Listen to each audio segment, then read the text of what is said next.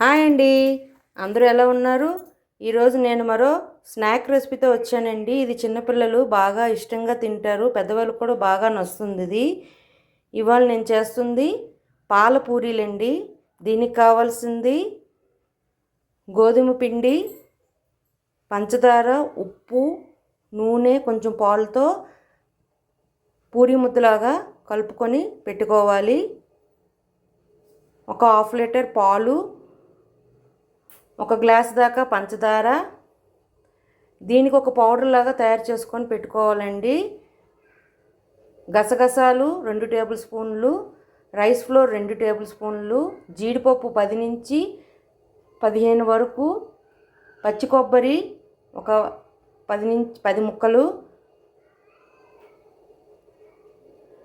గసగసాలు, జీడిపప్పు, rice flour, కొబ్బరి కూర వేసి బాగా ముక్కలు లేకుండా బాగా గ్రైండ్ చేసుకొని దాంట్లో ఒక చిన్న గ్లాస్తో పాలు వేసుకొని ఒక పేస్ట్ లాగా తయారు చేసుకొని పక్కన పెట్టేసుకోవాలి. ఈ పూరీల్లాగా ఒత్తుకొని ముద్దని ఆయిల్ పెట్టేసుకున్నాను. ఈ పూరీల్లాగా వేపుకోవాలి. ఇది పొంగకుండా బాగా క్రిస్పీగా రావాలండి. దానికోసం ఆ పూరీలు ఒత్తుకొని దానిపైన ఫోర్క్ సహాయంతో ఘాట్లు పెట్టుకుంటే పూరీలు పొంగకుండా ఉంటాయి. ఇప్పుడు పూరీలు వేయించుకుందాం. ఈలోగా మరో పక్క నేను పాలు మరిగించుకుంటున్నానండి. ఆ పాలు, పంచదార ఒక గ్లాసు వేసుకొని బాగా మరగనివ్వాలి. చూడండి, ఈ విధంగా ఒక పాపడ్స్ లాగా, క్రిస్పీ పాపడ్స్ లాగా ఫ్రై చేసుకొని పక్కన పెట్టేసుకోవాలి. ఇలా నేను ఒక 10 పూరీల దాకా చేసుకున్నాను. నేను ఒక పేస్ట్ చేశాను చెప్పాను కదండి. ముందు గసగసాలు 2 స్పూన్ల గసగసాలు, 2 స్పూన్ల రైస్ ఫ్లోర్ వేసి బాగా గ్రైండ్ చేసుకోవాలి ఒక పౌడర్ లాగా. ఆ తర్వాత జీడిపప్పును వేసుకొని చిన్న ముక్కలు లేకుండా గ్రైండ్ చేసుకున్నాను. ఆ తర్వాత పచ్చి కొబ్బరి వేసుకొని శుభ్రంగా కొద్దిగా పాలు వేసుకొని శుభ్రంగా పేస్ట్ లాగా గ్రైండ్ చేసుకున్నానండి. ఇక్కడ పాలు కూడా మరిగిపోయాయి. ఇప్పుడు ఈ మరుగుతున్న పాలల్లో మనం గ్రైండ్ చేసి పెట్టుకున్న ఈ గసగసాలు, జీడిపప్పు, కొబ్బరికూరు ఇవన్నీ వేసేసి దీంట్లో వేసేద్దాం. పేస్ట్ లాగా చేసుకున్నానండి. ఇది స్లో ఫ్లేమ్లో పెట్టేసుకొని కలుపుకోవాలి. మరీ థిక్గా కాదు, మరీ పలచగా కాదు, కొంచెం మీడియం కన్సిస్టెన్సీలో రావాలి.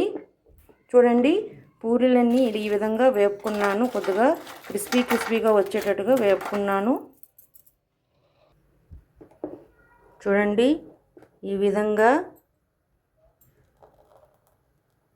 తీసుకోవాలండి. కొంచెం చిక్కగా అయితే సరిపోతుంది. నాకు కొంచెం పంచదార సరిపోలేదు. నేను హాఫ్ లీటర్కి గ్లాస్ షుగర్ వేశాను, కానీ సరిపోలేదు. ఇంకొక పావు గ్లాస్ వేశాను. దీనిలో మీకు కావాలంటే ఇలాచీ పౌడర్ కూడా వేసుకోవచ్చు. ఆ ఇలాచీ పౌడర్ బాగా మెత్తగా గ్రైండ్ అవ్వాలంటే ఇలాచీస్ కొంచెం షుగర్ వేసేసి మిక్సీలో వేసుకుంటే ఇలాచీ పౌడర్ బాగా మెత్తగా వస్తుంది.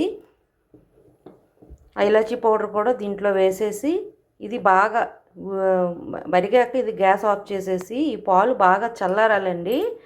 చల్లారిన తర్వాత మనం అప్పుడు ఈ పూరీల్ని దీంట్లో డిప్ చేసుకొని ఒక ప్లేట్లో సర్వ్ చేసుకోవాలి. మీకు కావాలంటే డ్రై ఫ్రూట్స్ కూడా యాడ్ చేసుకోవచ్చు. దీనిపైన పూరీ డిప్ చేసిన తర్వాత డ్రై ఫ్రూట్స్ వేసుకోవచ్చు. అది పూర్తిగా ఆప్షనల్ అండి. ఇది పిల్లలు బాగా ఇష్టంగా తింటారండి. ఇది రెడీ అయిపోయిందండి. చూడండి, ఈ విధంగా రావాలి. ఇది రెడీ అయిపోయింది. ఇప్పుడు నేను గ్యాస్ ఆఫ్ చేసేసుకొని ఇది బాగా చల్లారేదాకా చల్లార్చుకొని అప్పుడు పూరీలను డిప్ చేసుకొని ఒక సర్వింగ్ ప్లేట్లోకి తీసుకొని సర్వ్ చేసుకుందాం. ఇది కొద్దిగా చల్లారిపోయిందండి, మరీ వేడిగా లేదు. ఇప్పుడు దీంట్లో మనం ముందుగా ఫ్రై చేసి పెట్టుకున్న పూరీల్ని డిప్ చేసి ఒక సర్వింగ్ ప్లేట్లోకి తీసుకుందాం. మరీ ఎక్కువసేపు నాననివ్వకండి, ఎందుకంటే అది ముక్కలు అయిపోతుంది, మెత్తగా అయిపోయి.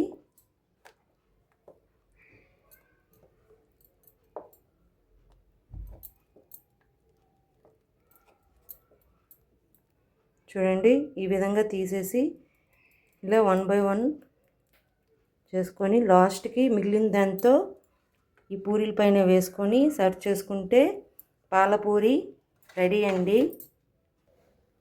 ఈ విధంగా సర్వింగ్ ప్లేట్లోకి వేసుకొని సర్వ్ చేసుకొని దీనిపైన మీరు డ్రై ఫ్రూట్స్ కూడా వేసుకోవచ్చు.